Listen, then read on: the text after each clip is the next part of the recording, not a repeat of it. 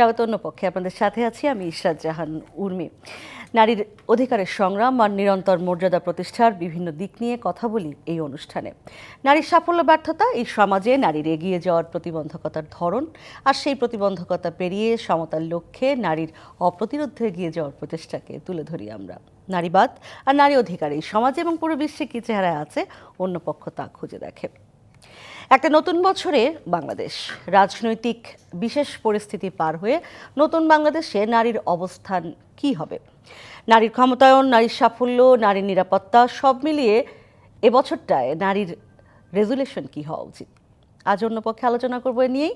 অন্য পক্ষের আলোচনার আজকের বিষয় 2025-এ নারীর রেজুলেশন কি, এই বিষয়ে আলোচনায় আমাদের সঙ্গে যুক্ত রয়েছেন বাংলাদেশ গার্মেন্টস শ্রমিক সংহতি সভাপ্রধান তাসলিমা আক্তার লিমা এবং চলচ্চিত্র নির্মাতা এবং মানবাধিকার কর্মী সৈয়দা নীলিমা দোলা আমাদের সঙ্গে যুক্ত হবার কথা রয়েছে।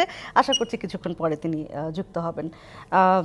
তাসলিমা আক্তার, আমি আপনাকে দিয়ে শুরু করতে চাই। আশা করি আপনার সংগঠনের নামটি আমি ভুল বলিনি। আচ্ছা, যেটি হচ্ছে যে কয়েকটি বিষয় নিয়ে কথা বলতে চাই। প্রথম কথা হচ্ছে যে আমার কাছে এর আগেরবারও আমি বলেছি আগের অনুষ্ঠানে যে জুলাই মাস পর্যন্ত এক ধরনের একটা বছর গেছে, জুলাইয়ের পরে মনে হচ্ছে যে আরেক ধরনের, এবং নারীর ইস্যুটা নিয়ে নানানভাবে আলোচনা হয়েছে, ধর্মীয় প্রেক্ষাপটে আলোচনা হয়েছে। আমরা যে ইনক্লুসিভ সমাজের কথা শুনতে পাচ্ছি, রাষ্ট্রের কথা শুনতে পাচ্ছি, সেখানে নারীর অবস্থান কেমন আমরা দেখেইছি, সব জায়গায় টোকেনিজম হচ্ছে। নতুন বছরে যদি আমি এক কথায় আপনার কাছে জানতে চাই যে আপনি কি বোধ করছেন, নারী কি আসলে ভালো অবস্থানে পৌঁছতে পেরেছে এই জুলাই অভ্যুত্থানের পর? প্রথমেই আমি যেটা বলতে চাই, মানে জুলাই অভ্যুত্থানে যারা প্রাণ হারিয়েছে তাদেরকে স্মরণ করতে চাই। আর জুলাই অভ্যুত্থানে আমরা কিন্তু দেখেছি যে নারীদেরকে শুধু শিক্ষার্থী নয়, নানা পেশার নারীদেরকে আন্দোলনে যুক্ত হতে দেখেছি, যেটা আমাদের মধ্যে একটা সাহস তৈরি করেছে।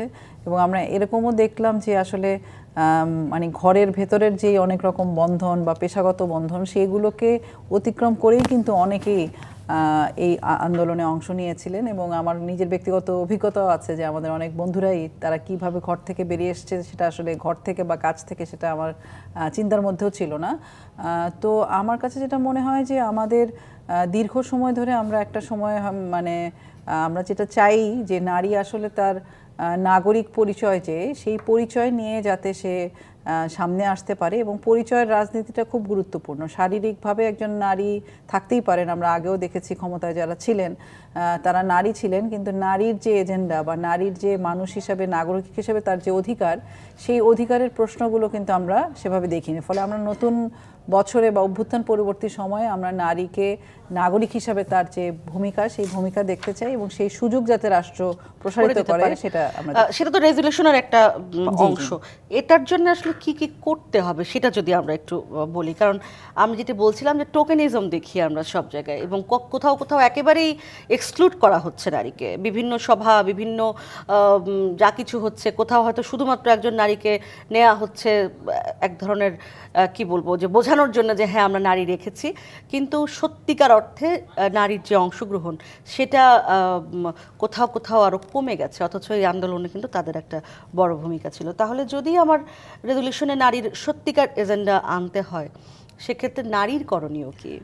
প্রথমত আমার কাছে যেটা মনে হয় যে এখানে তো আসলে নারীর অংশগ্রহণটা খুব জরুরি, যেটা আপনি বলছিলেন যে অংশগ্রহণটাই নাই হয়ে যাচ্ছে কিনা। আর নারীর লড়াইটা আসলে খুব সহজ না, মানে সমাজের আর সব নারী পুরুষ সমাজের আর সবার মতো না। ফলে নারীর লড়াইটা সবসময়ই তাকে আসলে প্রমাণ করতে হয় কাজ দিয়ে, তাকে লড়াই করতে হয় যেই ক্ষেত্রে থাকে। এবং সেখানে আসলে আমাদের লড়াইটা কিন্তু খুব সীমিত পরিসরে ভাবার কিছু নেই, এবং কোনো পুরুষ বা কোনো সংস্থা বা রাষ্ট্র নারীকে আপনি সবকিছু দিয়ে দিবে এরকম ভাবার কিছু নাই। নারীকে কিন্তু সেই জায়গাটা তৈরি করতে হবে। আপনি নিজেই দেখবেন যে পত্রিকার সম্পাদনার ক্ষেত্রে যদি আমি বলি, বা আমাদের মানে তাত্ত্বিক জায়গায়, নীতি নির্ধারণী জায়গায় কিন্তু আমাদের নারীদের উপস্থিতি কম।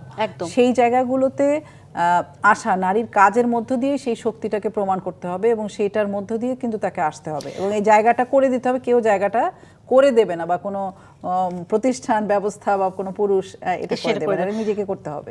তাসনিম আক্তার লিমা, আমি একটা বিষয়, এই লড়াইটা খুব মধুর না, একটু তিতা লড়াই, কিন্তু করতে হবে।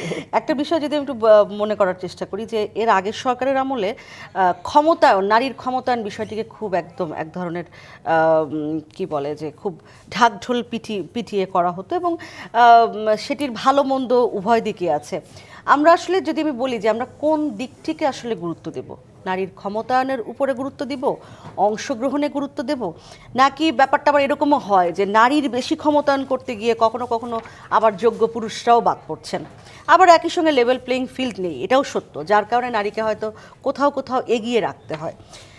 আপনার কি মনে হয় আসলে ঠিক অংশগ্রহণটা কোন উপায়ে করা দরকার?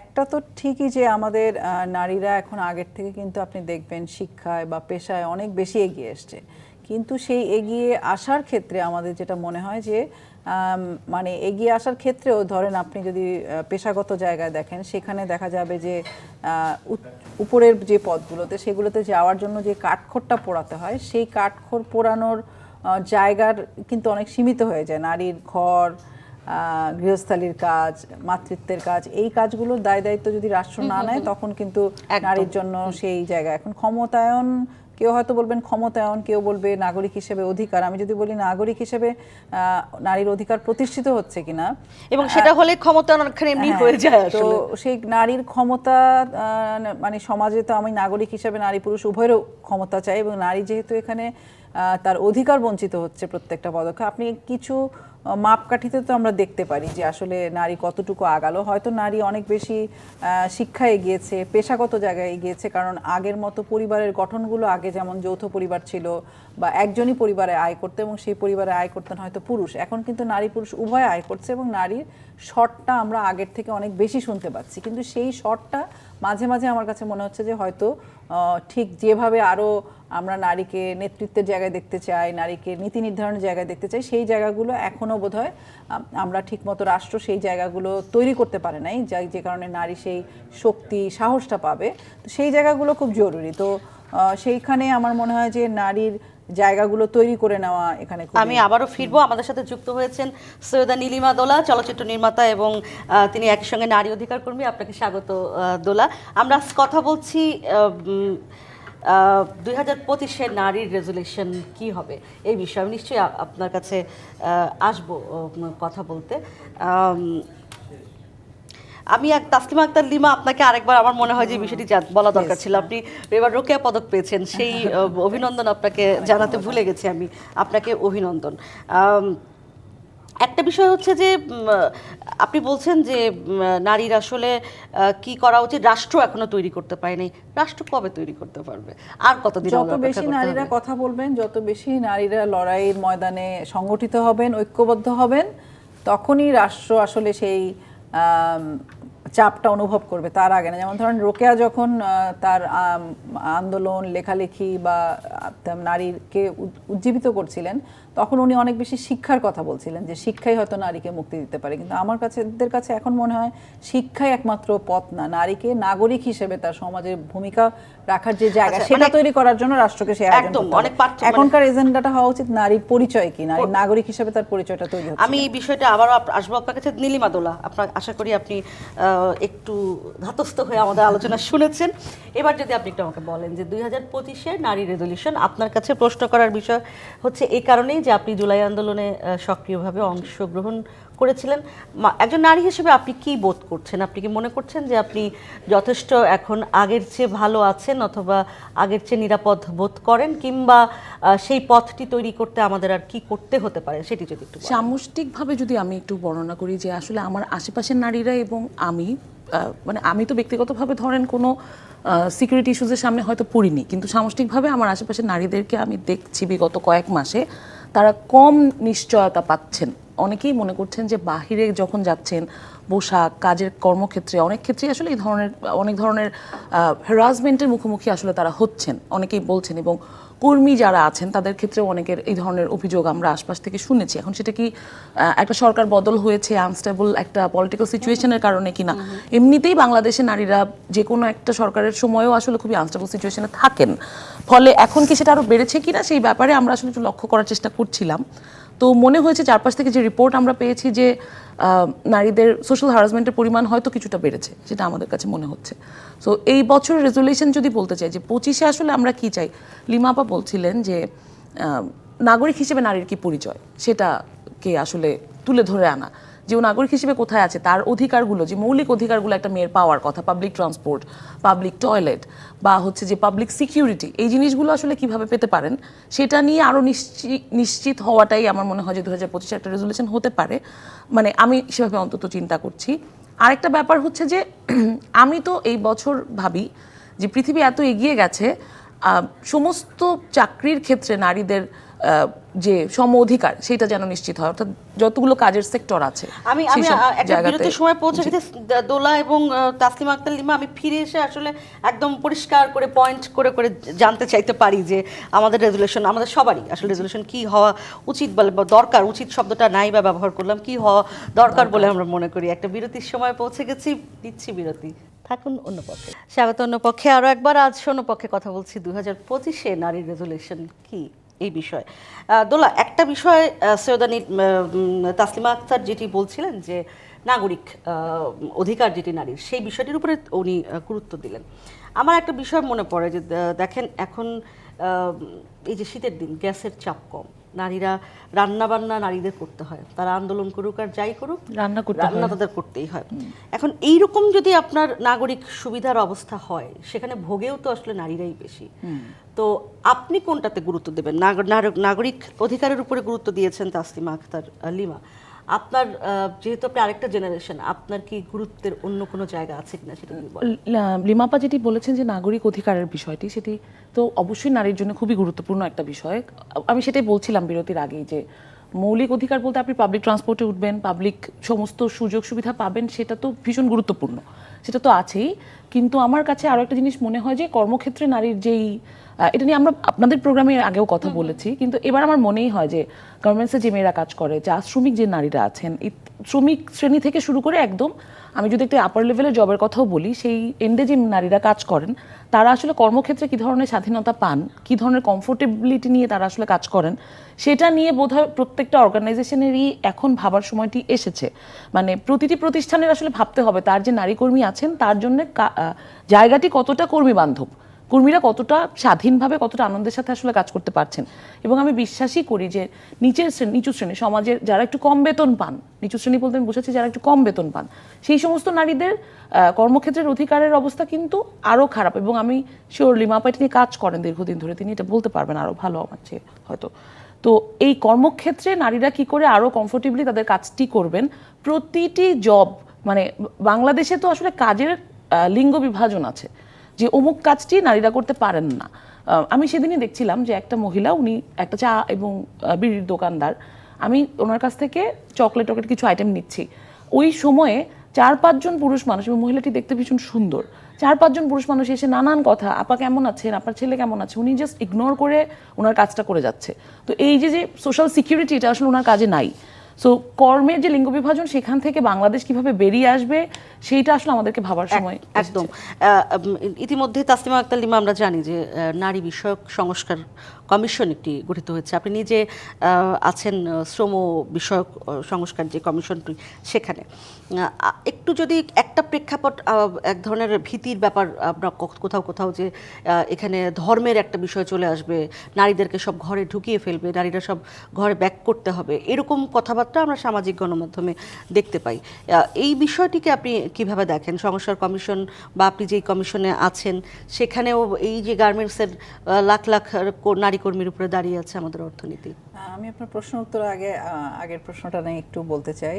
যেমন আপনি বলছিলেন যে এখন আমরা কিভাবে নারীদেরকে দেখতে চাই, এবং বলছিলেন যে রান্না শেষ পর্যন্ত নারীদের করতে হয়, কিন্তু কেন নারীদেরকে করতে হবে? রান্না নারীর কাজ, সেটাই বা কে ঠিক করলো? ফলে এই যে রান্না বলেন, ঘর গোছানো বলেন, ঘর সামলানো বলেন, কিংবা সন্তান লালন পালনের কাজ, এই কাজগুলো সমাজ যেভাবে নারীর কাঁধে চাপায় সেটা থেকেও কিন্তু নারীদেরকে বেরিয়ে আসার জন্য সংগ্রামটা করতে হবে, কারণ এটা কোনো নারীর একক কাজ না, এটা একটা পরিবারের কাজ হবে এবং রাষ্ট্রের দায়িত্ব নিতে হবে। ডে কেয়ার বলেন, মাতৃত্বকালীন ছুটি বলেন, এই জিনিসগুলো যদি ব্যবস্থা না থাকে তখন নারীরা কিন্তু দেখা যায় যে যতই সে মানে তার সার্টিফিকেট হোক, দিন শেষে সে তার যা যা তার সম্ভাবনা থাকে সেই সম্ভাবনা অনুযায়ী সমাজকে দিতে পারে না। ফলে আমি কিন্তু এখন নারীর নাগরিক পরিচয় হিসেবে মনে করি যে এখন নারীকে আমি নেতৃত্বে দেখতে চাই, যে এই নেতৃত্ব শুধু শারীরিকভাবেই নারী না, সে নাগরিক হিসেবে তার ভূমিকা রাখবে। সংসদে নারীকে দেখতে চাই, আপনাদের টিভিতে এডিটর হিসেবে নারীকে দেখতে চাই, পত্রিকায় দেখতে চাই, নীতি নির্ধারণের জায়গায় দেখতে চাই। এই জায়গাগুলোতে দেখতে হলে সংগ্রামটা ঘরে বাইরে দুই জায়গাতেই করতে হবে। আর যখন মানে আমরা জানি যে রোকেয়া যখন লিখছিলেন, ওনার জন্ম 1880-তে, কিন্তু ওনার লেখা কাজের সাথে আমরা পরিচিত হই 1904-এর দিক থেকে। এবং তখনও কিন্তু উনি বলেছিলেন যে নারীরা যখনই কথা বলে বা মস্তক উত্তোলন করে তাদেরকে ধর্মের দোহাই দিয়ে তাদেরকে বিচূর্ণ করার চেষ্টা করা হয়। এবং আপনি এখনো দেখবেন শুধু এই বর্তমান পরিস্থিতিতে তো আসলে গণঅভ্যুত্থানের যে অর্জন, সেই অর্জনকে ধূলিসাৎ করার জন্য কখনো মাজার, কখনো মন্দির, কখনো ধর্ম, কখনো ভারত, নানা এজেন্ডা দিয়ে এইটাকে আসলে এই অর্জনটাকে নস্যাৎ করার একটা অপচেষ্টা চলছে বলে আমার কাছে মনে হয়। আর যেমন আপনি যদি পারিবারিক আইনের দিকে তাকান, পারিবারিক আইনটা কিভাবে পরিচালিত হয়? পারিবারিক কিন্তু আমাদের কোনো সার্বজনীন আইন নাই, বরং পারিবারিক আইনটা হচ্ছে ধর্মীয় যে বিধিবিধান সেই অনুযায়ী চলে, এবং প্রত্যেকটা ধর্মীয় বিধিবিধান কিন্তু একটা নির্দিষ্ট সময় কালে হয়েছিল। সেই কালের সাথে কিন্তু আজকে এত যুগ পরে এসে কিন্তু সেটা অনেক দেশে আমরা দেখেছি পরিবর্তন হয়েছে। ওই সময় হয়তো ওই বিধিটাই ঠিক ছিল। আমাদের এখন পর্যন্ত তো সম্পত্তিতেই সমান অধিকার নাই, অভিভাবক হিসেবে আমার স্বীকৃতি নাই, আমি যদি হিন্দু ধর্মের হই আমার জন্মান্তরে আমার কোনো ডিভোর্সের ব্যবস্থা নাই, তাহলে ওগুলাকে আপনি কি বলেন? আমি একদম নীলিমা দোলা এই জায়গাটাতে আমার একদম 30 সেকেন্ড সময় আছে, যে আমরা কি আসলে রেজুলেশন এইভাবে ঠিক করতে পারি কিনা যে প্রথমে আমাদেরকে সম্পত্তিতে অধিকারটা দিতে হবে। হ্যাঁ, সম্পত্তিতে অধিকার দেওয়া নিয়ে তো নারী সংস্কার কমিশন অলরেডি এটা নিয়ে ভীষণ কথাবার্তা বলছে। সম্পত্তিতে অধিকার দিতে হবে, এবং একই সাথে ধর্মীয় ব্যাপারটা নিয়ে একটু বলতে চাই যে যাদেরকে এক রাত একসাথে একটা ইজতেমার ময়দানে রাখলে সকালবেলায় হাসপাতালে নিতে হয়, তাদের প্রেসক্রিপশনে নারীরা চলবে না। যে কিভাবে নারীরা সামনের দিনে চলবে, তারা ঘরে থাকবে না বাইরে থাকবে, তাদের প্রেসক্রিপশনে আসলে নারীরা চলবে না। আর এই বাংলার মাটিতে মেয়েদেরকে আসলে এই যে ধর্মীয় জুজুর ভয় দেখিয়ে ঘরে ঢোকানো, এটা এত সহজ হবে না। এখানে 53% নারী ভোট এখন এক্সিস্ট করে, এবং তার অধিকাংশই শ্রমিক নারীরা আছেন। সো এটার জন্য আমরা আসলে রাস্তায় আছি যে এটা যেন হতে না পারে। আর ধর্মকে আসলে ব্যবহার করা হয়, কিন্তু আমাদের দেশে ধর্মীয় সম্প্রীতি ছিল, আমরা 71-এর পরবর্তী সময় থেকে দেখেছি, বরং রাজনৈতিকভাবে এটাকে ব্যবহার করার চেষ্টা করা হয়েছে। যে তার ধর্ম পালন করবে সেটার সাথে। ধন্যবাদ। আমরা নিশ্চয়ই একটা মোটামুটি আলোচনা শুরু করলাম, বছরব্যাপী আশা করি আমি আলোচনাটা চালিয়ে যেতে পারবো। ধন্যবাদ তাসলিমা আক্তার লিমা, ধন্যবাদ নীলিমা দোলা। এই ছিল আজকের অন্য পক্ষে। থাকুন ডিবিসি নিউজের সঙ্গে।